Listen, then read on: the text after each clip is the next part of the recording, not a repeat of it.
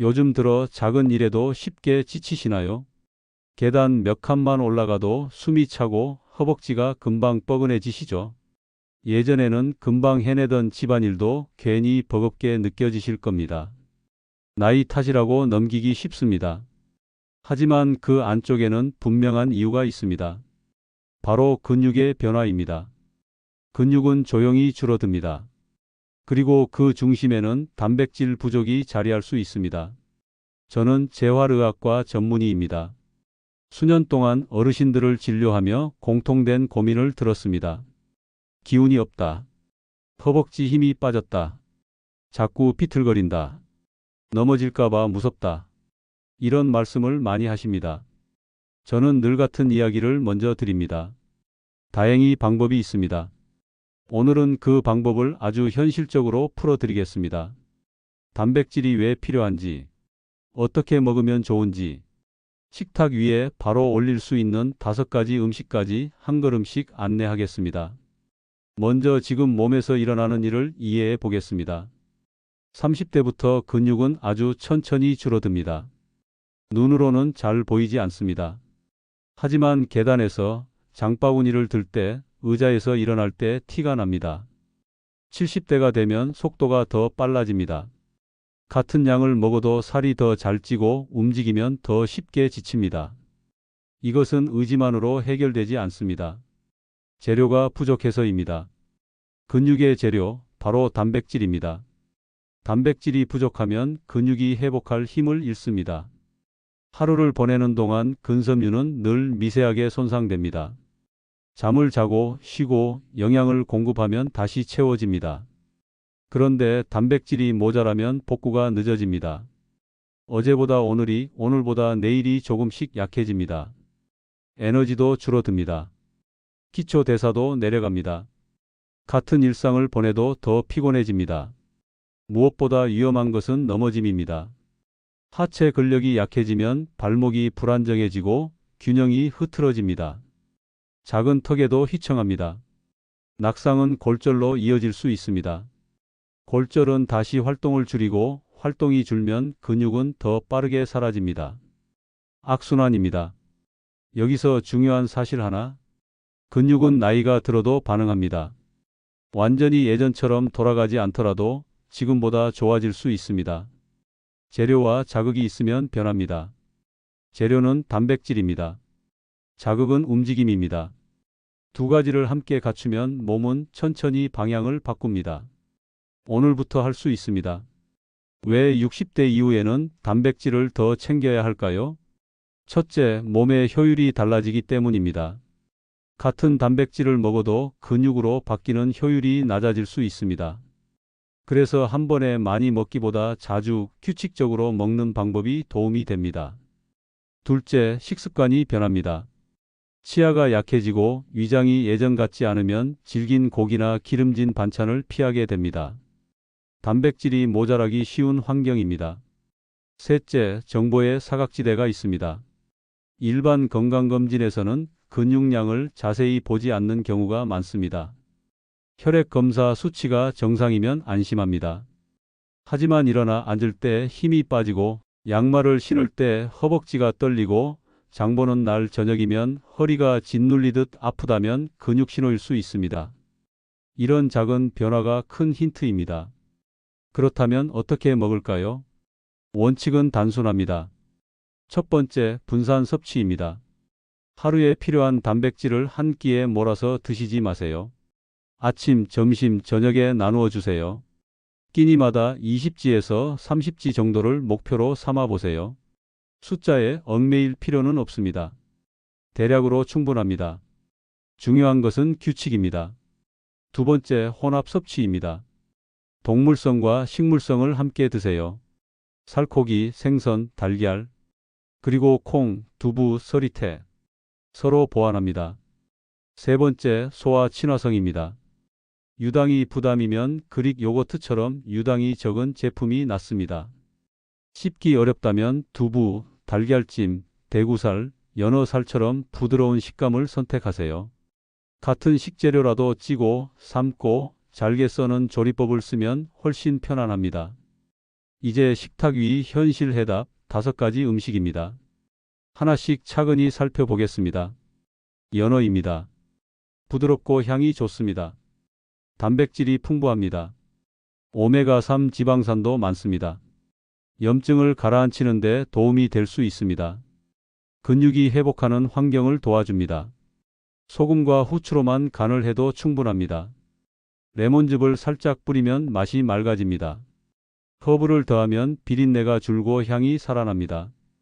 팬에 기름을 아주 조금만 두르고 겉면을 짧게 굽습니다. 속은 촉촉하게 남겨보세요. 소화가 편안합니다.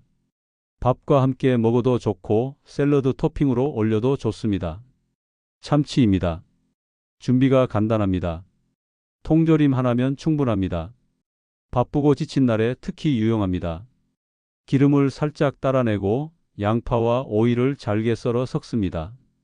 식초 몇 방울과 참기름 한 작은술만 더해도 훌륭한 반찬이 됩니다. 밥 위에 얹고 김가루를 살짝 뿌리면 아이들도 잘 먹습니다. 샌드위치 속으로 넣어도 좋습니다. 단백질을 빠르게 보충할 수 있습니다. 염분 표기를 확인하고 가능하면 담백한 제품을 고르세요. 서리태 검은콩입니다. 식물성 단백질의 힘이 느껴지는 재료입니다. 포만감이 오래갑니다. 항산화 성분도 풍부합니다. 혈관 건강을 챙기고 싶을 때 좋은 선택이 될 수 있습니다. 다만 삶는 시간이 필요합니다.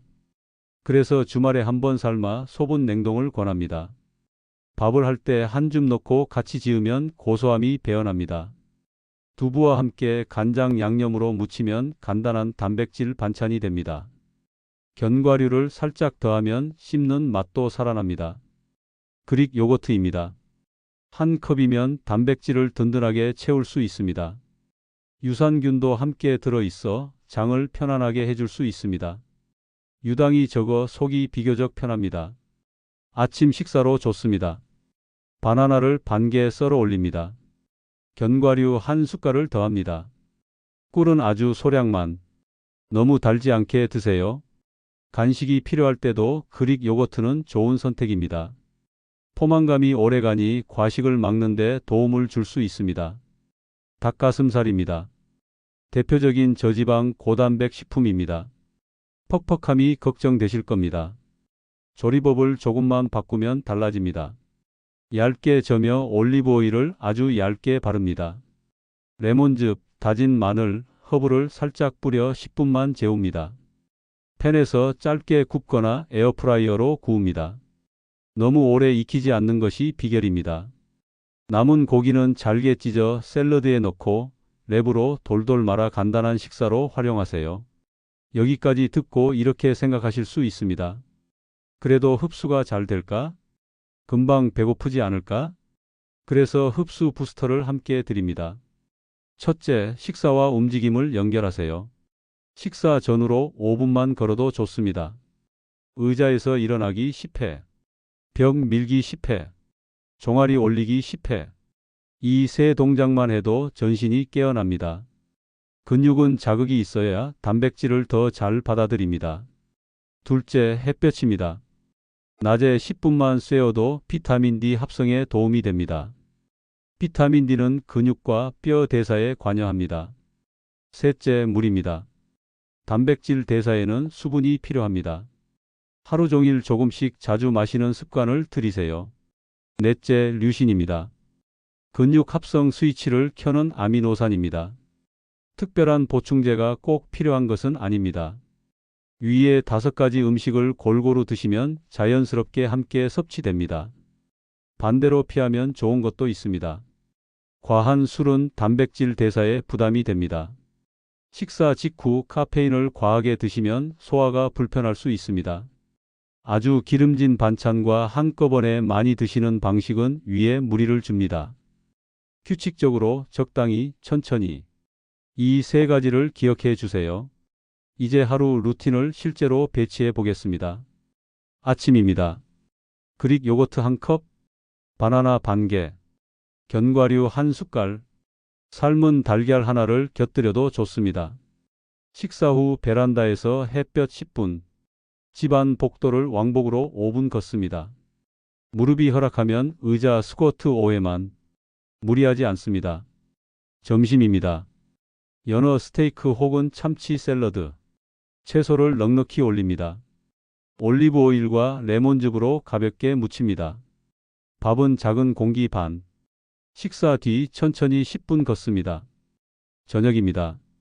닭가슴살을 얇게 구워 두부와 서리태 무침과 함께 드세요. 국이 필요하면 된장국을 가볍게 끓입니다. 간식이 당기면 무가당 두유 반 컵이나 그릭 요거트 한두 숟갈로 마무리하세요. 이렇게 하면 세 끼가 고르게 단백질 중심으로 구성됩니다. 포만감은 충분히, 속은 편안하게, 꾸준함을 돕는 생활 장치도 마련합니다. 주말에 닭가슴살을 구워 소분 냉동합니다. 연어는 세일할 때 개별 포장으로 사서 냉동칸에 정리합니다. 서리태는 넉넉히 삶아 한 줌씩 나눠 냉동해 둡니다. 참치캔은 염분 표기를 확인하고 23개 비치해 둡니다. 그릭 요거트는 당이 적은 제품을 고릅니다. 이렇게 준비해 두면 오늘은 대충 먹자는 날에도 단백질이 무너지지 않습니다. 냉장고 문을 열면 바로 선택지가 보이니까요. 여기서 한 가지 더. 기록입니다. 일주일만 해보세요. 아침에 무엇을 드셨는지, 점심에 어느 정도 드셨는지, 저녁에 단백질이 부족했는지 대략으로 적습니다. 앱을 쓰셔도 좋고 노트를 쓰셔도 좋습니다. 일주일이 지나면 패턴이 보입니다. 아침이 늘 약했는지, 간식이 많았는지, 물이 부족했는지, 이 기록이 다음 주 장보기 목록을 바꿉니다. 요거트를 한 팩 더 사고 닭가슴살을 한 팩 줄이고 서리태를 조금 늘립니다. 이렇게 내 몸에 맞는 루틴이 만들어집니다. 남의 식단이 아니라 나의 식단입니다. 운동과 함께 가면 변화는 더 빨라집니다. 거창한 운동이 필요 없습니다. 의자에서 천천히 일어나기, 벽을 밀며 팔을 펴기, 싱크대 잡고 뒤꿈치 들기. 통증이 있으면 범위를 줄이고 횟수를 줄입니다. 아픈 날은 쉬는 것도 전략입니다. 중요한 건 매일 조금씩입니다. 근육은 자주 만나는 신호에 반응합니다.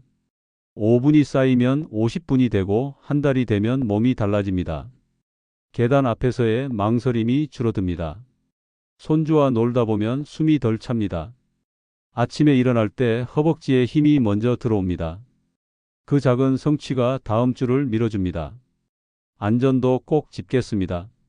신장 질환이 있거나 통풍이 있으신 분, 항응고제나 이뇨제, 혈당 강화제를 드시는 분, 식단을 크게 바꾸기 전에 담당 의료진과 상의하세요. 단백질을 갑자기 많이 늘리는 방식은 누구에게나 좋은 방법이 아닙니다. 오늘 안내드린 방법은 조금 더 규칙적으로, 조금 더 소화가 편하게, 조금 더 균형 있게입니다. 그리고 물을 충분히 드세요. 단백질 대사에 물이 필요합니다. 수면도 잊지 마세요. 밤에 자는 동안 근육이 회복됩니다. 침대는 휴대폰을 보는 공간이 아니라 잠을 위한 공간으로 남겨두세요. 같은 시간에 자고 같은 시간에 일어나는 습관이 도움이 됩니다. 마지막으로 마음가짐을 나눕니다.